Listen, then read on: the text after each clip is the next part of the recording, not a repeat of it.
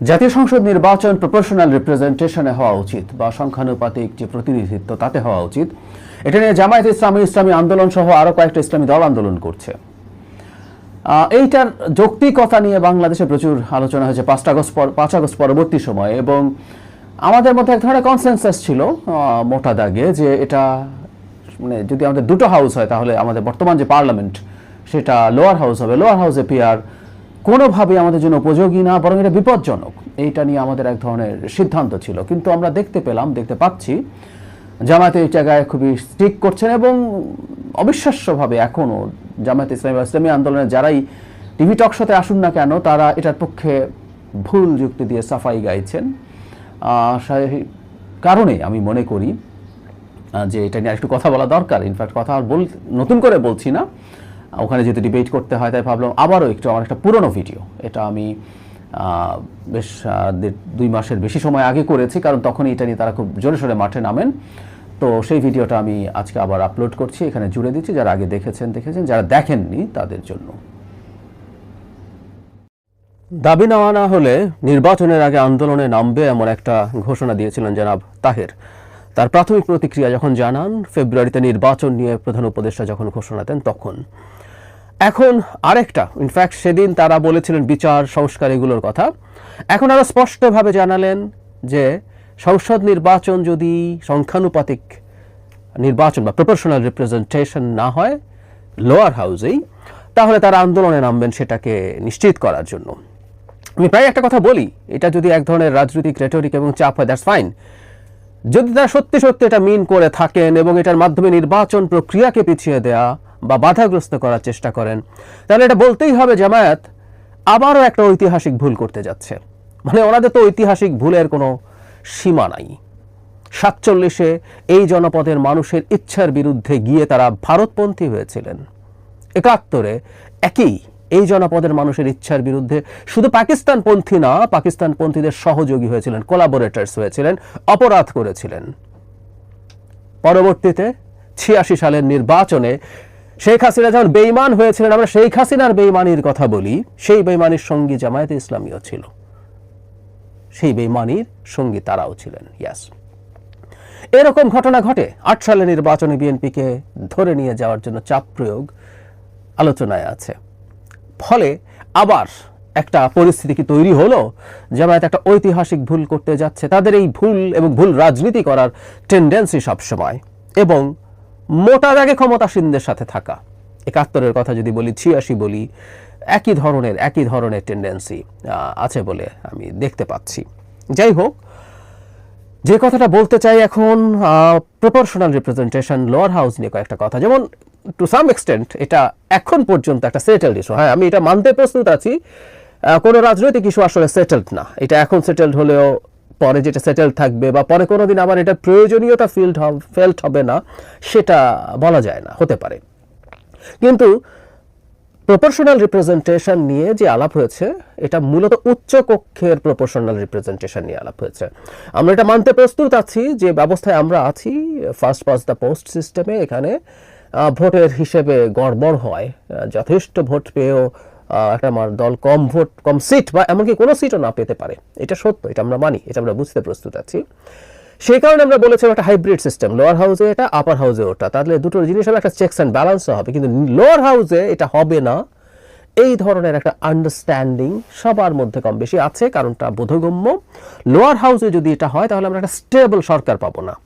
Fun আছে একটা, জামায়াত যখন এই কথাটা বলছে তারপরে একটা আনস্টেবল সরকার তৈরি হোক, তারপরও আমরা প্রপোর্শনাল রিপ্রেজেন্টেশন চাই। সে জামায়াতে ইসলামী কিন্তু আর্টিকেল 70 যেইভাবে এখন সংশোধিত হওয়ার কথা আসছে, যেখানে অনাস্থা ভোটের ক্ষেত্রে দলের বিরুদ্ধে ভোট দেওয়া যাবে না বলে বলা হচ্ছে, তারা কিন্তু সেটার বিরোধিতা করেনি।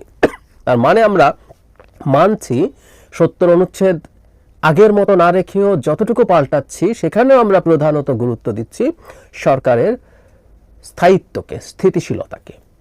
যদি তাই হয়ে থাকে, প্রপোর্শনাল রিপ্রেজেন্টেশনে একটা সরকার কি টিকবে, তৈরি হতে পারে।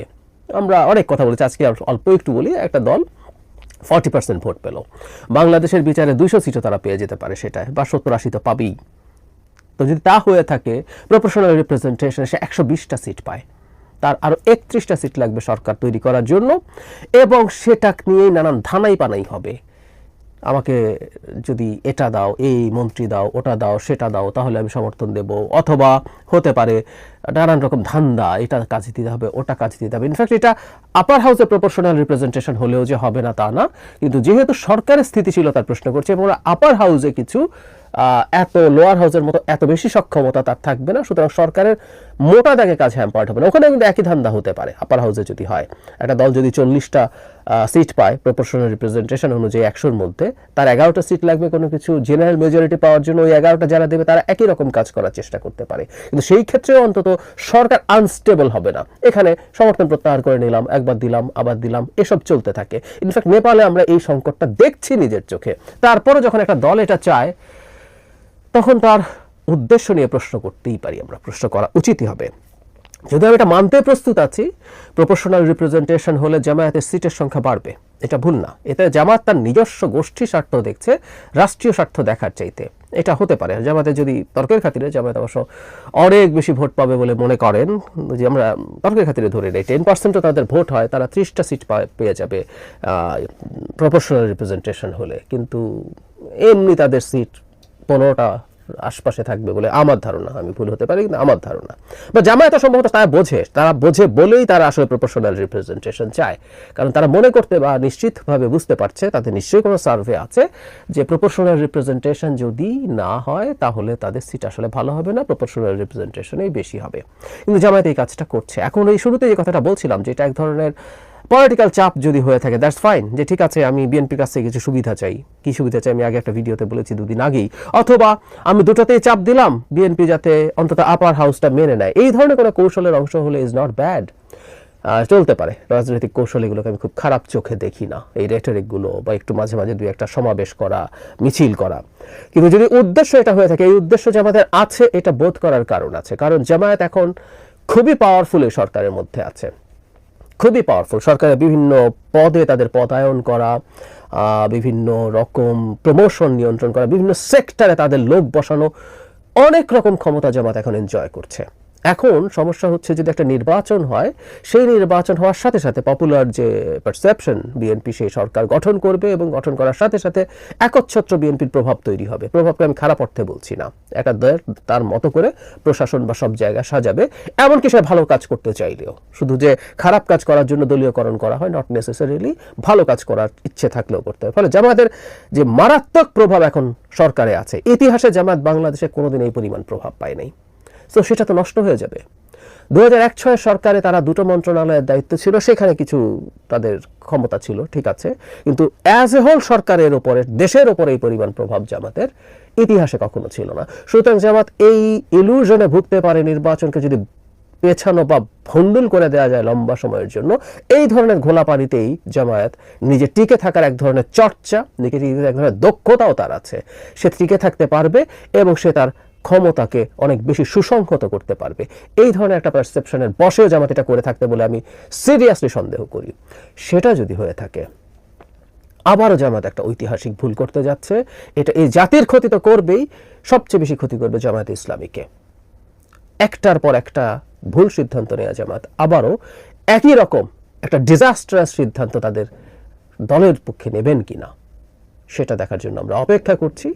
আমরা আশা করতে চাই তারা ভুল করবেন না। কিন্তু ওই যে কিছুদিন পরপরই তাদের কোনো একটা বাতিক আছে, তাদের এই বাতিকটা কোনো একটা রোগ আছে, সেই রোগ তাদের পেয়ে বসে, ঘাড়ে ধরে, হাতে ধরে একটা ডিজাস্টারাস ভুল করতেই